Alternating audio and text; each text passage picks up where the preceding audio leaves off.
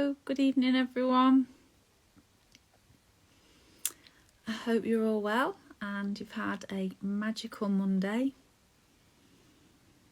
I'm just going to wait for a few moments just to see if anyone decides to pop in live, and then we'll get started.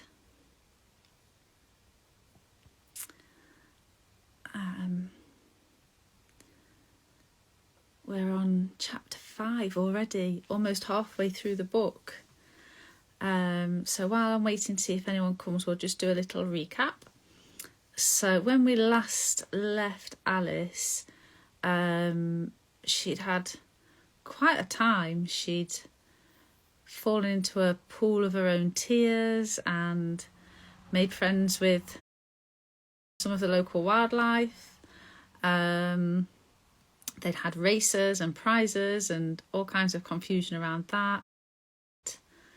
And then she bumped into the White Rabbit again, who sent her off to find him some more gloves and a fan to replace the ones he'd dropped earlier. And she was at his house and decided to drink a mystery drink, and ended up growing to a ridiculous size. Hi Lee. And then escaped and met a puppy and played with the puppy for a little while. And then when we left her, she'd just encountered one of the most interesting characters that we get to meet in the story. So that's where we'll pick it up this evening, with chapter 5, Advice from a Caterpillar. So we'll give it a few more seconds, and then we'll start by getting into our breath and just getting our minds and bodies ready to enjoy the story and have a really restful night's sleep.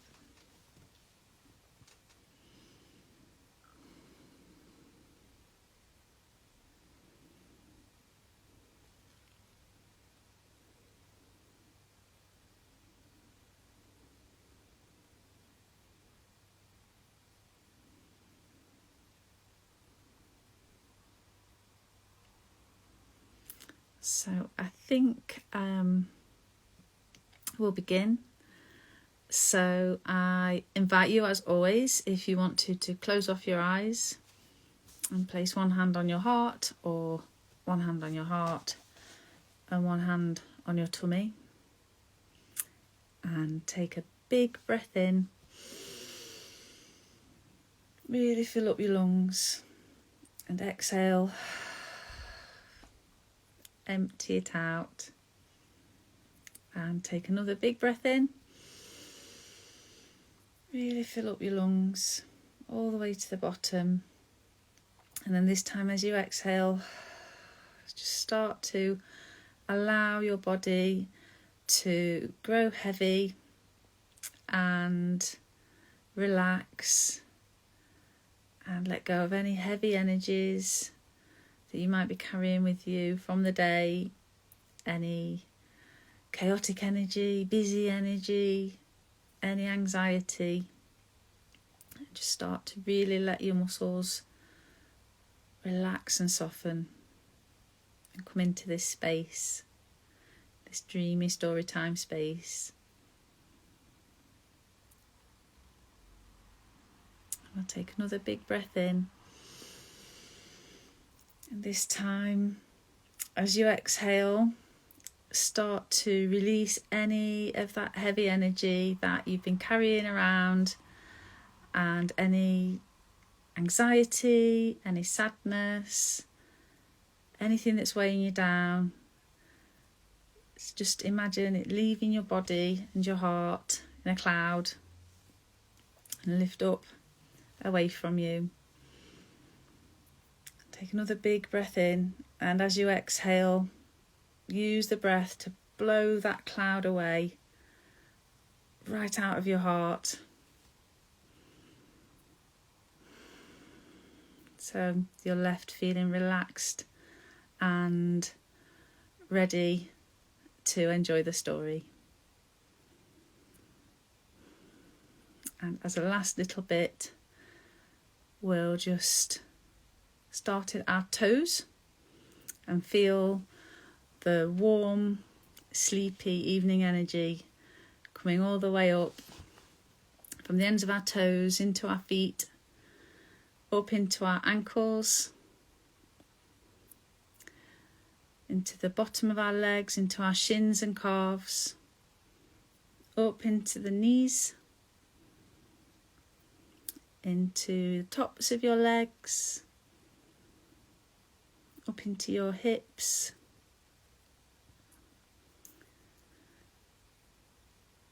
up into your belly and the bottom of your back, in the middle of your back, up into your ribs,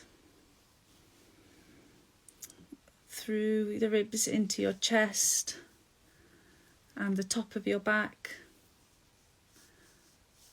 up into your shoulders, the top of your chest, through up into your neck, and then into your jaw. And just relax your jaw if you're holding any tension in that area. Most of us tend to do that. Then bringing it up through the rest of your face. Relax your eyebrows and your forehead. And bringing it up over the top of your head, up into the crown, and then down the back of your head, into your neck, and back down to join at the shoulders. And then we'll begin the story. And make sure you have a drink, a cup of tea or a glass of water, and we'll begin Chapter 5, Advice from a Caterpillar.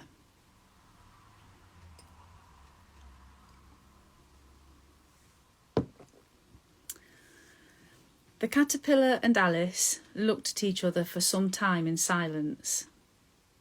At last, the caterpillar took the hooker out of its mouth and addressed her in a languid, sleepy voice. "Who are you?" said the caterpillar. This was not an encouraging opening for a conversation. Alice replied rather shyly, I hardly know, sir, just at present. At least, I know who I was when I got up this morning, but I think I must have been changed several times since then." "What do you mean by that?" said the caterpillar sternly. "Explain yourself." "I can't explain myself, I'm afraid, sir, because I'm not myself, you see." "I don't see," said the caterpillar. "I'm afraid I can't put it more clearly," Alice replied very politely, "for I can't understand it myself to begin with, and being so many different sizes in a day is very confusing." "It isn't," said the caterpillar. "Well, perhaps you haven't found it so yet," said Alice, "but when you have to turn into a chrysalis, you will some day, you know, and then after that into a butterfly, I think you'll feel it a little queer, won't you?" "Not a bit," said the caterpillar. "Well, perhaps your feelings may be different," said Alice. "All I know is it would feel very queer to me." "You," said the caterpillar contemptuously. "Who are you?" Which brought them back again to the beginning of the conversation. Alice felt a little irritated at the caterpillar's making such very short remarks, and she drew herself up and said very gravely, "I think you ought to tell me who you are first." "Why?" said the caterpillar. Here was another puzzling question, and as Alice could not think of any good reason, and as the caterpillar seemed to be in a very unpleasant state of mind, she turned away. "Come back," the caterpillar called after her. "I've something important to say." This sounded promising, certainly. So Alice turned and came back again. "Keep your temper," said the caterpillar.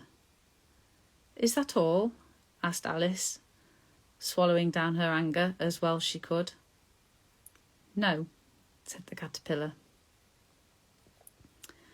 Alice thought she might as well wait, as she had nothing else to do, and perhaps after all it might tell her something worth hearing. For some minutes it puffed away without speaking, but at last it unfolded its arms, took the hookah out of its mouth again, and said, "So you think you're changed, do you?" "I'm afraid I am, sir," said Alice. "I can't remember things as I used, and I don't seem to keep the same size for 10 minutes altogether." "Can't remember what things?" said the caterpillar.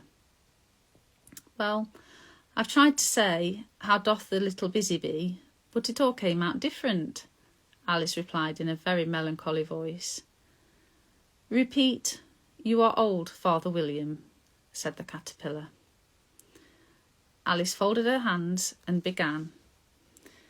"You are old, Father William," the young man said, "and your hair has become very white. And yet you incessantly stand on your head. Do you think at your age it is right?" "In my youth," Father William replied to his son, "I feared it might injure the brain. But now that I'm perfectly sure I have none, why I do it again and again." "You are old," said the youth, "as I mentioned before, and have grown most uncommonly fat. Yet you turned a back somersault in at the door. Pray what is the reason of that?" "In my youth," said the sage as he shook his grey locks, "I kept all my limbs very supple. By the use of this ointment, 1 shilling the box. Allow me to sell you a couple." "You are old," said the youth, "and your jaws are too weak for anything tougher than suet. Yet you finished the goose with the bones and the beak. Pray how did you manage to do it?" "In my youth," said his father, "I took to the law, and argued each case with my wife, and the muscular strength which it gave to my jaw has lasted the rest of my life." "You are old," said the youth. "One would hardly suppose that your eye was as steady as ever. Yet you balanced an eel on the end of your nose. What made you so awfully clever?" "I have answered 3 questions, and that is enough," said his father. "Don't give yourself airs. Do you think I can listen all day to such stuff? Be off, or I'll kick you downstairs."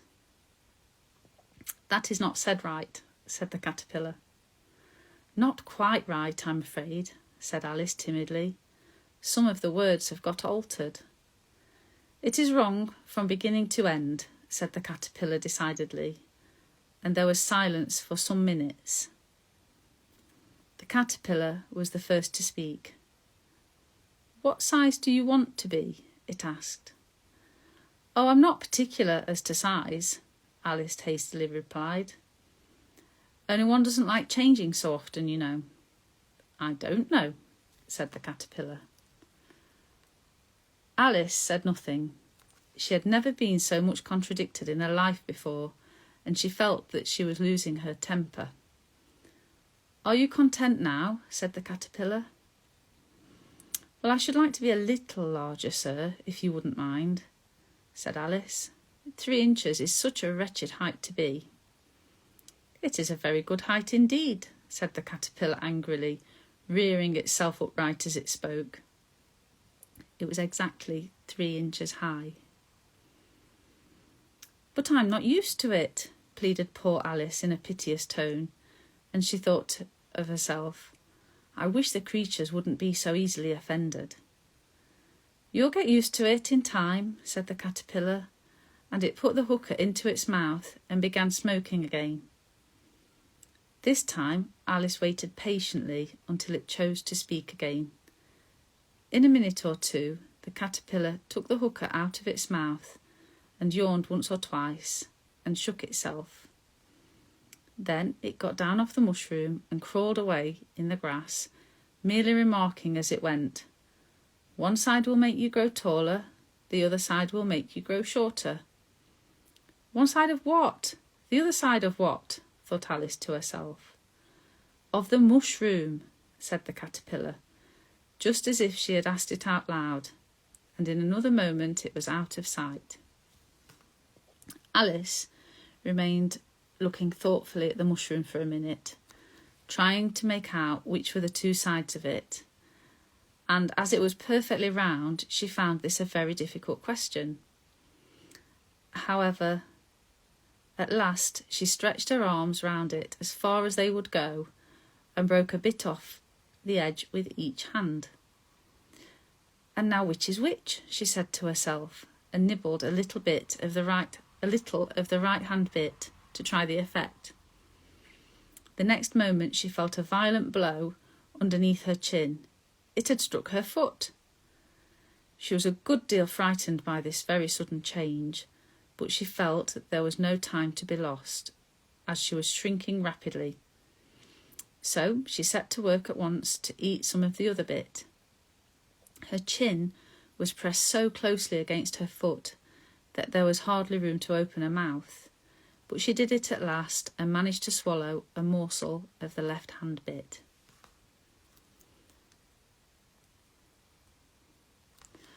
"Come, my head's free at last," said Alice in a tone of delight, which changed into alarm in another moment when she found that her shoulders were nowhere to be found.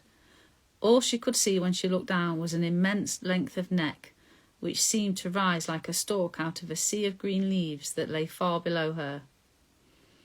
"What can all that green stuff be?" said Alice, "and where have my shoulders got to? Oh, and my poor hands, how is it that I can't see you?" She was moving them about as she spoke, but no result seemed to follow, except a little shaking among the distant green leaves. As there seemed to be no chance of getting her hands up to her head, she tried to get her head down to them, and was delighted to find that her neck would bend about easily in any direction like a serpent. She had just succeeded in curving it down into a graceful zigzag, and was going to dive in among the leaves, which she found to be nothing but the tops of the trees under which she had been wandering, when a sharp hiss made her draw back in a hurry. A large pigeon had flown into her face and was beating her violently with its wings. "Serpent!" screamed the pigeon. "I am not a serpent," said Alice indignantly. "Let me alone." "Serpent, I say again," repeated the pigeon, but in a more subdued tone, and added with a kind of sob, "I've tried every way, and nothing seems to suit them." "I haven't the least idea what you're talking about," said Alice. "I've tried the roots of trees, and I've tried banks, and I've tried hedges," the pigeon went on, without attending to her. "But those serpents, there's no pleasing them." Alice was more and more puzzled, but she thought there was no use in saying anything more until the pigeon had finished.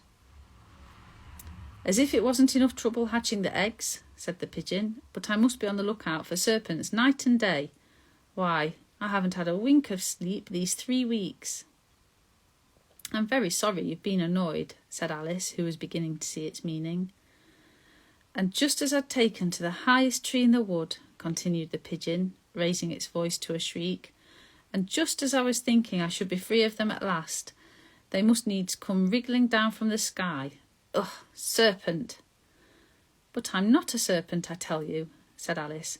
I'm a... "Well, what are you?" said the pigeon. "I can see you're trying to invent something." I'm a little girl," said Alice, rather doubtfully, as she remembered the number of changes she had gone through that day. "A likely story indeed," said the pigeon in a tone of deepest contempt. "I've seen a good many little girls in my time, but never one with such a neck as that. No, you're a serpent, and there's no use denying it. I suppose you'll be telling me next that you've never tasted an egg." "I have tasted eggs, certainly," said Alice, who was a very truthful child. "But little girls eat eggs quite as much as serpents do, you know." "I don't believe it," said the pigeon. "But if they do, why then they're a kind of serpent, that's all I can say." This was such a new idea to Alice that she was quite silent for a minute or two, which gave the pigeon the opportunity of adding, "You're looking for eggs, I know that well enough, and what does it matter to me whether you're a little girl or a serpent?" "It matters a good deal to me," said Alice hastily, "but I'm not looking for eggs as it happens, and if I was, I shouldn't want yours. I don't like them raw." "Well, be off then," said the pigeon in a sulky tone as it settled down again into its nest. Alice crouched down among the trees as well as she could, for her neck kept getting entangled among the branches, and every now and then she had to stop and untwist it.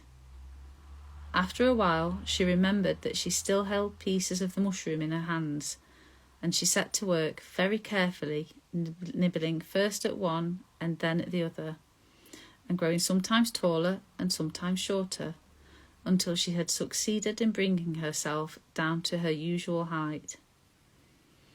It was so long since she had been anything near the right size that it felt quite strange at first, but she got used to it in a few minutes and began talking to herself as usual. Come, there's half my plan done now. How puzzling all these changes are. I'm never sure what I'm going to be from one minute to another. However, I've got back to my right size. The next thing is to get into that beautiful garden. How is that to be done, I wonder? As she said this, she came suddenly upon an open place with a little house in it, about 4 feet high. Whoever lives there, thought Alice, it'll never do to come upon them in this size. Why, I should frighten them half out of their wits. So she began nibbling at the right-hand bit again, and did not venture to go near the house until she had brought herself down to 9 inches high. So there you go. That was chapter 5. Hello. Hi, Nikki. Hi, Kate. I hope you enjoyed that. At least the bits of it that most of you caught. I'll be back on Wednesday with chapter 6. And I hope to see you all then. I hope you all have a really good night's sleep.